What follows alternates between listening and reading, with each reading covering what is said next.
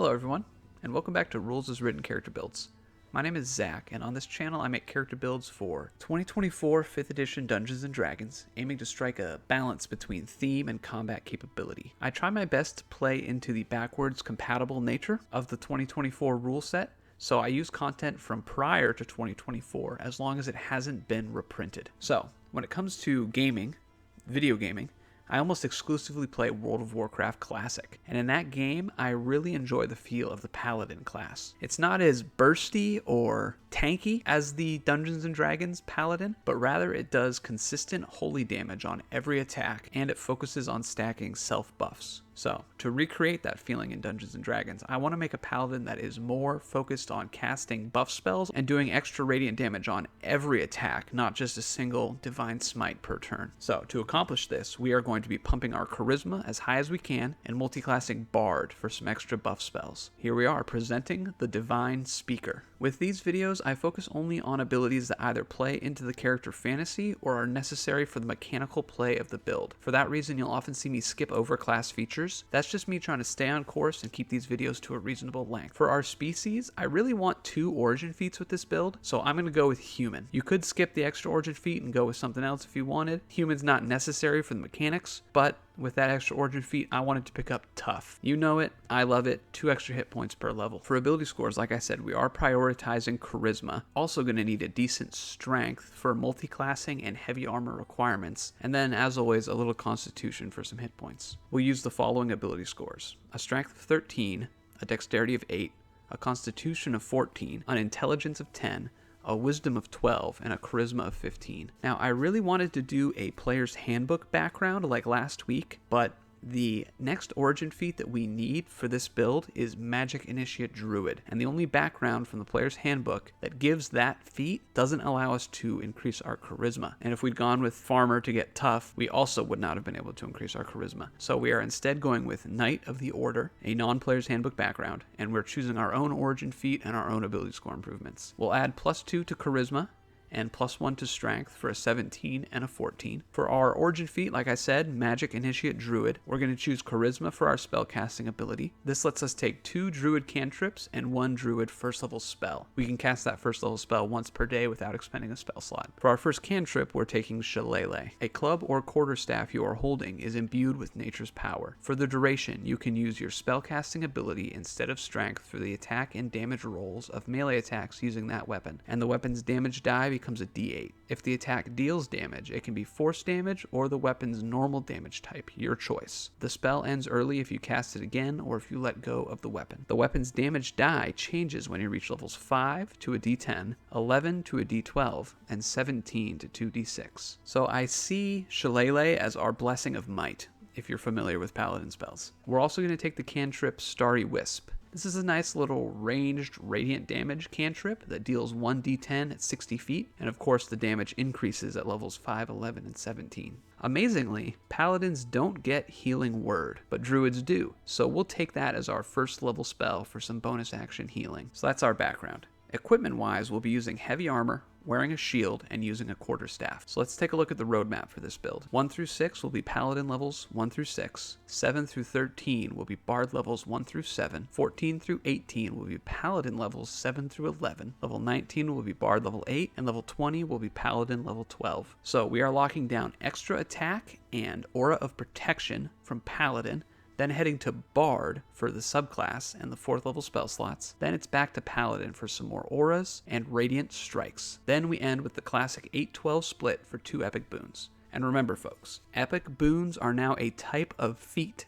which require character level 19. And with an ability score improvement, we can take any feat which we meet the requirements for. So if we line up 2 ability score improvements at levels 19 and 20 through multiclassing, we can take 2 epic boons. So, starting out, we have Paladin levels 1 through 6, where we'll be getting the following features: spellcasting, lay on hands, weapon mastery, a fighting style, Paladin's Smite, the Oath of Devotion, an ability score improvement, extra attack, and the Aura of Protection. So we start out as a spellcaster. Most typical Paladins like to use those spell slots for smites, But for this build, I like the look of Divine Favor. This bonus action spell adds 1d4 radiant damage to all of your weapon attacks. What's nice about this is that it doesn't require concentration. So if you're willing to burn 2 spell slots and 2 bonus actions, you can stack this with Shield of Faith to increase your armor class and give yourself a damage buff at the same time. Along with Shillelagh, our quarterstaff melee attacks are going to be dealing 1d8 and 1d4 plus 3. Paladins also start out with Lay on Hands. Your Blessed Touch can heal wounds. You have a pool of healing power that replenishes when you finish a long rest. With that pool, you can restore a total number of hit points equal to 5 times your paladin level. As a bonus action, you can touch a creature and restore a number of hit points to it up to the pool's maximum. Alternatively, you may expend 5 points from your pool to remove the poison condition from the creature. I love that this is a bonus action now. Along with Divine Favor, Shield of Faith, Shillelagh, and Healing Word, we have a lot of uses for our bonus action. We also get 2 weapon masteries at this point. Since Shillelagh affects quarterstaffs and clubs, let's take those. The main one we're going to be using is the quarterstaff, which gives us Topple. If you hit a creature with this weapon, you can force the creature to make a Constitution saving throw. DC equals 8, plus attack ability modifier, plus proficiency bonus. On a failed save, the creature has the prone condition. I like that this says attack ability modifier, meaning that DC is actually going to be based on our charisma, not our strength, thanks to Shillelagh. And secondarily, we can have a club on backup, which gives us the slow property. If you hit a creature with this weapon and deal damage to it, you can reduce its speed by 10 feet until the start of your next turn. If the creature is hit more than once by weapons that have this property, the speed reduction doesn't exceed 10 feet. This one's not as useful as Topple. I would probably always use the quarterstaff if I can help it, but you know, if for some reason your quarterstaff gets broken in half and your DM says, hey, those are clubs now, at least you're still masterful with them. Next, Paladin level 2 gets us a fighting style. We are using heavy armor and a shield, so we could go with any number. We could do protection, we could do dueling, but to keep it simple, I'd like to pick up defense. This fighting style gives us a +1 to our armor class while we are wearing armor. So with our chainmail and a shield and this fighting style, we're going to have a 19 armor class. Toss Shield of Faith on there and we're looking at a 21. We also get Paladin Smite, a feature that gives us 1 free cast of Divine Smite per day. We already have a lot of bonus action uses, and later on we will even get a bonus action attack, but I would save this free cast for if you get a lucky critical hit. Throw this feature in and then you can preserve your spell slots for those other spells. After that, we're moving into Paladin level 3, and we're going to get our subclass, which we are going with the Oath of Devotion. This gives us an expanded spell list, but mainly we're here for the Channel Divinity, Sacred Weapon. When you take the attack action, you can expend 1 use of your Channel Divinity to imbue 1 melee weapon that you're holding with positive energy. For 10 minutes, or until you use this feature again, you can add your charisma modifier to attack rolls you make with that weapon, minimum bonus of +1, and each time you hit with it, you cause it to deal its normal damage type or radiant damage. I love this because we are using charisma for our weapon attacks, so this actually doubles our charisma modifier in that attack roll. Next, we are rolling right into Paladin level 4, and it's time for an ability score improvement. And since we love using that quarterstaff, we're going to take the Polearm Master feat. Increase your dexterity or strength score by 1 to a maximum of 20. Immediately after you take the attack action and attack with a quarterstaff, a spear, or a weapon that has the heavy and reach properties, you can use a bonus action to make a melee attack with the opposite end of the weapon. The weapon deals bludgeoning damage, and the weapon's damage die for this attack is a d4. While you're holding one of the previously listed weapons, you can take a reaction to make 1 melee attack against a creature that enters the reach you have with that weapon.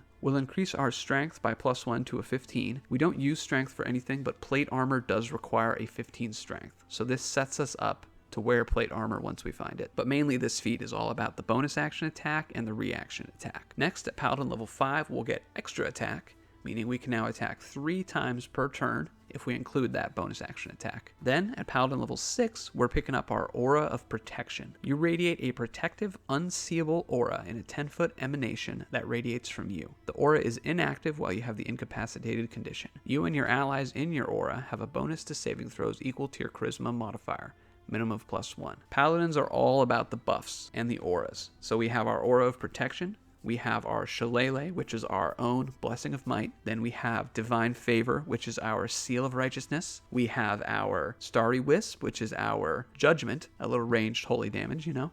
We have a lot of starting Paladin abilities. So now we're going to go into Bard for a little while to improve our spellcasting and get one really good buff spell that I really wanted. Bard levels 1 through 7, we're picking up Bardic Inspiration, Expertise, College of Valor, an ability score improvement, Fount of Inspiration, College of Valor extra attack, 4th level spell slots, and counter charm. So starting in Bard level 1, character level 7, we are getting Bardic Inspiration. We all know and love this feature. We have a pool of Bardic Inspiration die, and we can toss a Bardic Inspiration die to an ally as a bonus action, letting them roll it and add it to a d20 test. We have a lot of bonus action uses, so I would mainly use this outside of combat, or leading up to combat if you know one is going to break out, because we'll need our bonus actions for Shillelagh, Divine Favor, and Pulse Strike attacks. At Bard level 2, we'll get expertise in 2 skills of our choice. With a build like this, you'll probably end up being the face of the party, so I would take some social skills, persuasion or intimidation. Alternatively, I always think that expertise in stealth is a good way for a heavy armor character to overcome a low dexterity score and the heavy armor disadvantage. Just some ideas.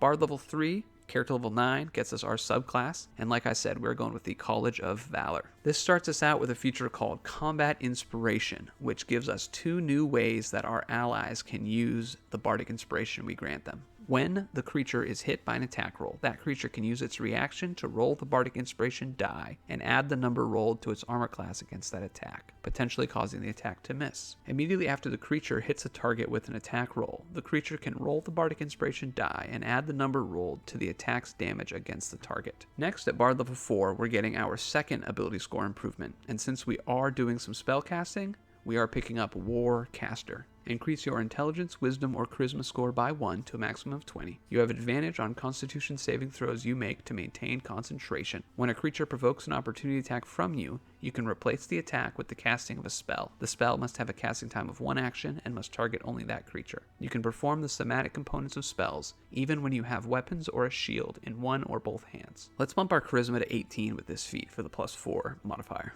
Bard level 5 gets us a huge feature, Fount of Inspiration. So now our Bardic Inspiration comes back on short rests. We can also expend a spell slot to regain a Bardic Inspiration die. However, with this build, I think spell slots are a little more valuable for us than Bardic Inspiration dies. This is character level 11, so our cantrip damage increases. Shillelagh now causes our quarterstaff to deal 1d12 damage on a hit. And this is going to come up because next, at Bard level 6, character level 12, we're getting the feature that we really want from College of Valor, their version of extra attack. We already have extra attack, but this one lets us replace one of our attacks with the casting of a cantrip. Mainly, I like this for the Bard cantrip, True Strike. This cantrip has us make a weapon attack as part of the casting, and it deals additional radiant damage on a hit. At this level, it's an extra 2d6 damage, so along with Shillelagh and Divine Favor, that True Strike attack is going to be dealing 1d12 plus 2d6 and 1d4. But additionally, you can even use this for non-offensive cantrips. We could, for instance, cast Spare the Dying on an ally and still make an attack, or if we don't have our bonus action available for whatever reason, we can even cast Shillelagh on ourselves and then make another attack with that action. A lot of versatility here. So this feature was the main reason I wanted to go with College of Valor. We are going to stick around for another level right now, Bard level 7, character level 13, to pick up 4th level spell slots. And specifically, I am here for the spell Fount of Moonlight. A cool light wreathes your body for the duration, emitting bright light in a 20-foot radius and dim light for an additional 20 feet. Until the spell ends, you have resistance to radiant damage, and your melee attacks deal an extra 2d6 radiant damage on a hit. In addition, immediately after you take damage from a creature you can see within 60 feet of yourself, you can take a reaction to force the creature to make a Constitution saving throw. On a failed save, the creature has the blinded condition until the end of your next turn. Thanks to extra attack and Polearm Master, we can make 3 attacks per turn.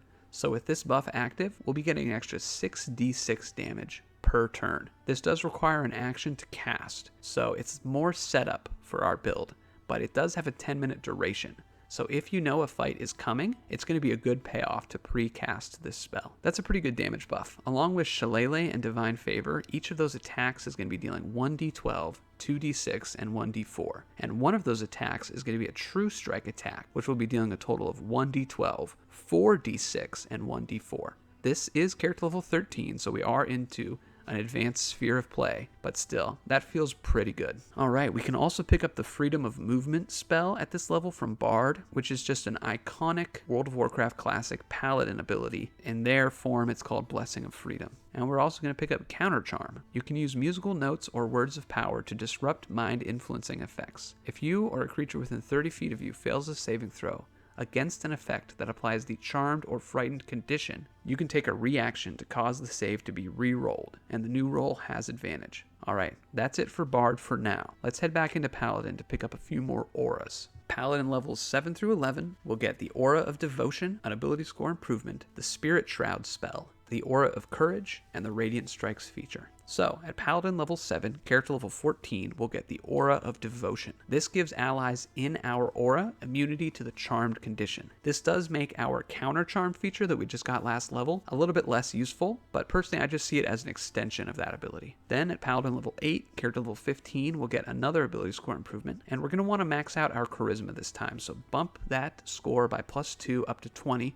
to get the +5 modifier. At Paladin level 9, we unlock 3rd level Paladin spells, and we're going to pick up Spirit Shroud. You call forth spirits of the dead, which flit around you for the spell's duration. The spirits are intangible and invulnerable. Until the spell ends, any attack you make deals 1d8 extra damage when you hit a creature within 10 feet of you. The damage is radiant, necrotic, or cold, your choice when you cast the spell. Any creature that takes this damage can't regain hit points until the start of your next turn. In addition, any creature of your choice that you can see that starts its turn within 10 feet of you has its speed reduced by 10 feet until the start of your next turn. When you cast this spell using a spell slot of 4th level or higher, the damage increases by 1d8 for every 2 slot levels above 3rd. So this is similar to Fount of Moonlight, but we do actually have 5th level spell slots unlocked. So if we upcast this, it'll be 2d8 radiant damage per hit, better than Fount of Moonlight's 2d6. Plus, this casts on a bonus action, so it will be more effective as well. Next, Paladin level 10, we're going to pick up the Aura of Courage, which gives allies in our aura immunity to the frightened condition. Once again, this makes Counter Charm obsolete,